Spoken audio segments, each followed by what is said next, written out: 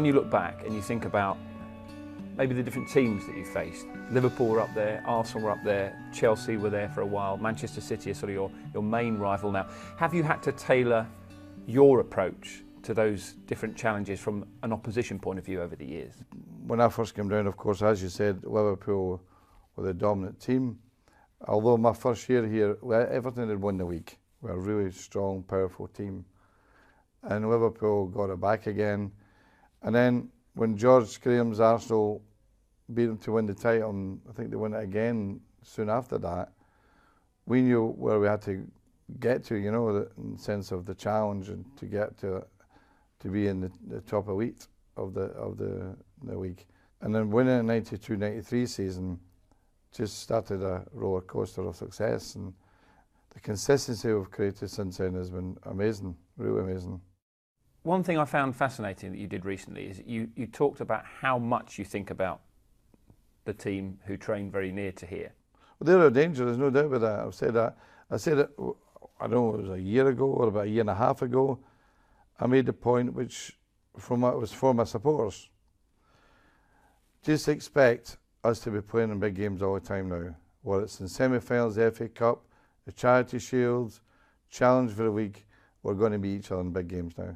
For many years we had Arsenal, for quite a few years we had Chelsea, and now we get City. And accept the challenge, don't be afraid of that. This club is rich in its history in terms of challenges. What was the challenge that Matt had after losing his team in the 58? Winning European Cup within 10 years with a team really laced with boys produced by the club. That's the kind of challenge that Manchester United are good at.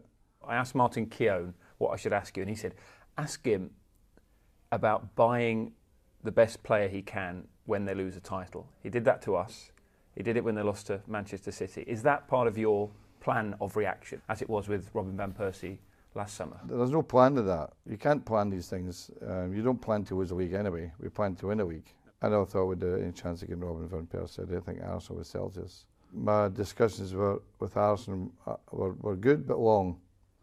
It took a long time to get the deal. Weeks, months? Probably a couple of months, maybe, yeah. Probably a couple of months. Yeah, it would be about that. There was never any debate that they realised that the lad was wanting to leave. It was a matter of agreeing with Arsenal a price that both were. In negotiations, the outcome is satisfaction. Neither party's happy, but they're satisfied. I think that was the situation. You always get asked about the best player you've signed, all the time. If Robin van Persie continues as he is, will you have to add him to the list of players that you mentioned? Yeah, absolutely. I'm delighted to do that, and I think that will be the case. His first season with us has been phenomenal. And he's given everybody a lift, you know, in terms of his knowledge of the game and his ability have been fantastic. I know you see yourself very much as a developer of potential. I just wonder how your role, how you see it, has changed in your 26 years at Old Trafford. Are you less on the training ground now? I'm never off the training ground. I never miss a training session. My observation is the most important part now.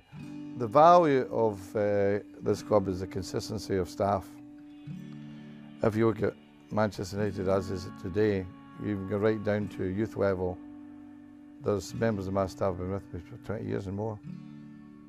So that creates a loyalty from both sides, from me to them to me. So there's a value in consistency and loyalty. Do you enjoy what everyone refers to as the mind games? And do you see that as, I suppose, a significant management tool that you have got better at using over the years? That's overrated, all that. Is it? Trust me. When dealing with success, you have to deal with myth also, you know? And there's a lot of myths surrounding anyone's success. Yeah, of course, there's plenty of myth. And that mind games thing, it definitely is overrated. It's a bit of a myth. And when you hear these myths, do you laugh about them? What's your response? Yeah, Does it make you angry? The great one is former shipyard worker. That's a good one. Never worked in a shipyard? Never worked in shipyards. My dad and my brothers, my uncles all worked there, but not me. I was too intelligent. That's what happens, you know.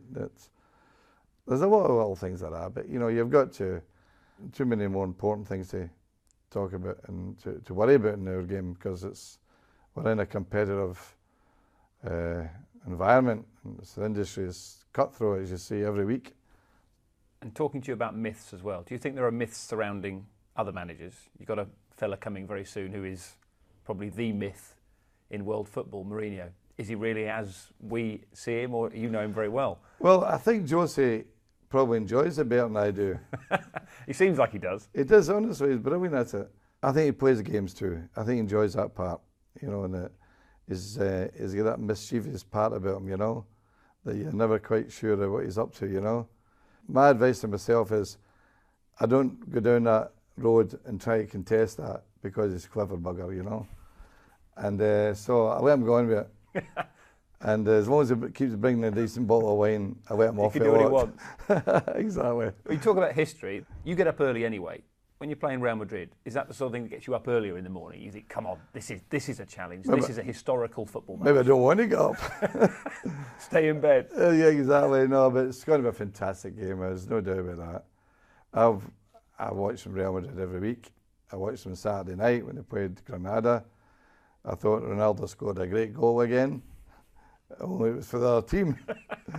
But no, I'm looking forward to that, because I've got to make sure I pick the right team. And that's my biggest challenge in this game. We know the strengths of them, their obvious strengths. The atmosphere will be absolutely fantastic. Going to the Bernabeu, they don't lose many games at the Bernabeu. They don't lose many games. Do you think that to understand the pressure, the complexity, the difficulty of a managerial role, you have to have been a manager to fully appreciate that? There have been situations where a guy's been manager, a player one day and a manager the next. Now you tell me how that works. Difficult. Preparation. I went full time at 22 years of age. The minute I went, I was a toolmaker. I was not going back to engineering. Absolutely no way was I going back to engineering. I thought you were a shipyard worker. Yeah, exactly. And I prepared to stay in the game. And by doing that, I was at coaching, the coaching classes every summer, whether it be Willisall, Germany, Largs every year. I prepared to stay in the game.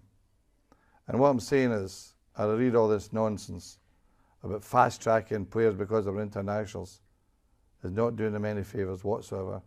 You need to have a preparation, whether you've been an international or a non-league player, to be able to be successful in management. They have to have a long apprenticeship. When you do go, is it going to be you who makes that decision? Oh, definitely, no doubt about that. No one else will influence that? No, it's what I feel myself. And is that going to be 3 Champions League titles, or is it going to be a time when you wake up in the morning and you think, do you know what, I don't. Well, this not question sure I feel comes this up anymore. more and more simply because as each year goes along, I get older, and it's a fact of life. I can't avoid that. That's not a myth. No, exactly. You're right there. But the issue is really is how I feel within myself, because as you get older, you're not guaranteed your health. No one is when you get into your 70s. I just touch wood that my health remains for a long time yet. And at the moment, everything is hunky-dory. But you never know, we're vulnerable to age, you know. And that really is the question mark, really. That's the question. You know, how am I feeling in a year's time, 2 years' time, 3 years' time, whatever. Do you think that you could survive at this club if you went, I don't know, 5 years without a trophy, say? Would the pressure come on you very early? Well, it wouldn't happen. Simple as that. Well, you wouldn't go 5 years without winning something? No chance. I don't believe I would. And 20 league titles would look nice as well, wouldn't it? Well, I hope so. You know, that I know that at this moment in time, it looks a healthy lead, you know, but the difference for United is as opposed to last year was we didn't anticipate the unexpected at Wigan. That was a mistake. And when we played Everton at home, 4-2 up with 7 minutes to go, we didn't anticipate a reaction from Everton coming back at us that way. That won't happen this year. You won't let it happen again? It won't happen. Trust me. Don't look at me those eyes.